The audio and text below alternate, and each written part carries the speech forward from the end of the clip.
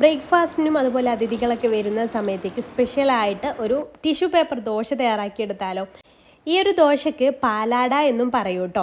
ഈ പാലാട കണ്ടുപിടിച്ചത് ഏത് നാട്ടുകാരാണെന്നുള്ള അറിയുന്നവർക്ക് കമൻറ്റ് ചെയ്യാൻ മറക്കരുത് കേട്ടോ. അപ്പോൾ എന്തായാലും നമ്മുടെ മലപ്പുറം ഏരിയയിലല്ല കേട്ടോ അത് കണ്ടുപിടിച്ചത്. അപ്പോൾ നിങ്ങൾക്ക് അറിയുമെങ്കിൽ കമൻറ്റ് ചെയ്യാം. അപ്പോൾ ഞാനിവിടെ 1.5 കപ്പ് പച്ചരി കുതിർത്തെടുത്തിട്ടുണ്ട് കേട്ടോ.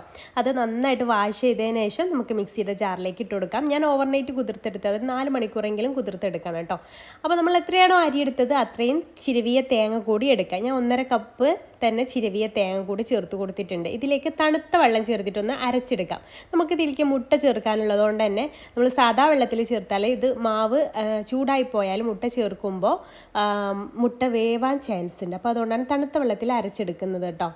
അതിലേക്ക് 3/4 ടീസ്പൂൺ ഉപ്പും ഒരു മുട്ടയും ചേർത്ത് കൊടുക്കുക. 1 കപ്പ് അരിയാണെങ്കിലും 2 കപ്പ് അരിയാണെങ്കിലും ഒക്കെ ഒരു മുട്ട തന്നെ മതി കേട്ടോ. എന്നിട്ട് വീണ്ടും ജസ്റ്റ് ഒന്ന് അടിച്ചെടുത്തിട്ട് കൊണ്ടുവരാം. അപ്പോൾ ഞാനിതൊരു കണ്ണികൾ ചെറിയ കണ്ണിയുള്ള അരിപ്പുണ്ടല്ലോ അതിലൂടെ ഇതൊന്ന് അരിച്ചെടുക്കാം. തേങ്ങയുടെ ആ ഒരു പീരിയൊക്കെ ഫുള്ള് കംപ്ലീറ്റ് പോകാൻ വേണ്ടിയിട്ടാണ്. എന്നാലേ കറക്റ്റായിട്ട് നമുക്കിത് ടിഷ്യൂ പേപ്പർ പോലെ കിട്ടുള്ളൂ കേട്ടോ. അപ്പോൾ അത് ചെറിയ കണ്ണിയുള്ള അരിപ്പിലൂടെ തന്നെ അരിച്ചെടുക്കാൻ ശ്രദ്ധിക്കുക.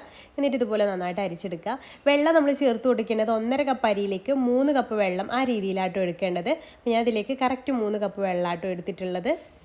നമ്മൾ മുന്നേ ഇതിൻ്റെ റെസിപ്പി ചെയ്തിട്ടുണ്ടായിരുന്നു അരിപ്പൊടി വെച്ചിട്ട് ഇത് തയ്യാറാക്കിയെടുക്കുന്നത്. അരിപ്പൊടി വെച്ചിട്ട് നെയ്സ് പത്തിരിക്കൊക്കെ എടുക്കുന്ന അരിപ്പൊടി ഉണ്ടല്ലോ അത് വെച്ചിട്ട് നമുക്കിത് ഇതേപോലെ തന്നെ തയ്യാറാക്കിയെടുക്കാവുന്നതാണ് കേട്ടോ. അപ്പോൾ ഇതുപോലെ നന്നായിട്ട് തന്നെ അരിച്ചെടുക്കുക. ഇതുപോലെ തേങ്ങയുടെ പീര ഇതുപോലെ നമുക്ക് കിട്ടും കേട്ടോ. ഇതുപോലെ ചെറിയ കണ്ണിയുള്ള അരിപ്പിലൂടെ അരിച്ചെടുത്താൽ പിന്നെ ഫുള്ളായിട്ട് വെള്ളം വീണ്ടും ഒഴിച്ചു കൊടുത്തിട്ട് അതിൽ കംപ്ലീറ്റ് ആയിട്ട് അതിലെ പാൽ മുഴുവൻ കളയട്ടോ. അപ്പോൾ അത് നമുക്ക് വേണമെങ്കിൽ ആദ്യം തേങ്ങാപ്പാൽ സെപ്പറേറ്റ് എടുത്തിട്ടൊക്കെ ചെയ്യാം. അങ്ങനെ ചെയ്യുന്നവരും ഉണ്ട്. പക്ഷേ ഇങ്ങനെ ആകുമ്പോഴാട്ടോ കറക്റ്റ് അതിൻ്റെ ആ ഒരു ഇതിൽ കിട്ടുക.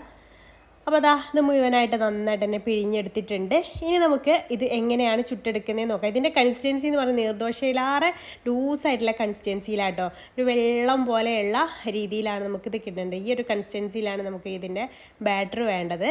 ഇനി നമുക്കിത് ചുട്ടെടുക്കാം.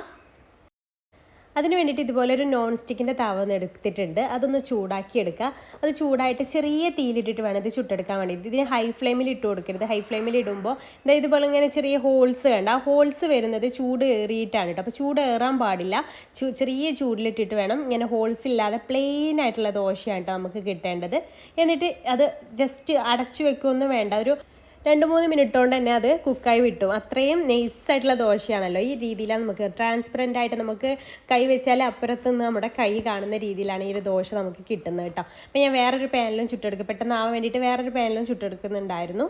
അപ്പം അതും ഇതേപോലെ തന്നെ നമുക്ക് ഒഴിച്ചു കൊടുക്കാം. ചൂട് കൂടാതിരിക്കാൻ പ്രത്യേകം ശ്രദ്ധിക്കുക. ഹോൾസ് ഇല്ലാണ്ട് ഇങ്ങനെ പ്ലെയിൻ ആയിട്ട് കിട്ടണം കേട്ടോ. പെട്ടെന്ന് തന്നെ അത് കുക്കായി കിട്ടുകയും ചെയ്യും. സൈഡിൽ നിന്നൊക്കെ ഇങ്ങനെ വിട്ട് വരും. നമ്മളിങ്ങനെ ചൂടായിട്ട് വരുമ്പോൾ സൈഡിൽ നിന്നൊക്കെ ഇങ്ങനെ വിട്ട് വരും. നമുക്ക് കൈ വെച്ചിട്ട് തന്നെ ഇതുപോലെ അങ്ങ് അടർത്തി എടുക്കാൻ പറ്റും കേട്ടോ.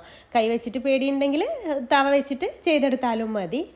തവല്ല സ്പാച്ചില വെച്ചിട്ട് ചെയ്തെടുത്താലും മതി. എന്നിട്ട് ഇതാ പ്ലേറ്റിലേക്ക് ഇതുപോലെ അങ്ങ് കമിഴ്ത്തിയിട്ട് കൊടുത്തിട്ട് ഈ ഒരു രീതിയിൽ ഫോൾഡ് ചെയ്തെടുത്താലും മതി കേട്ടോ.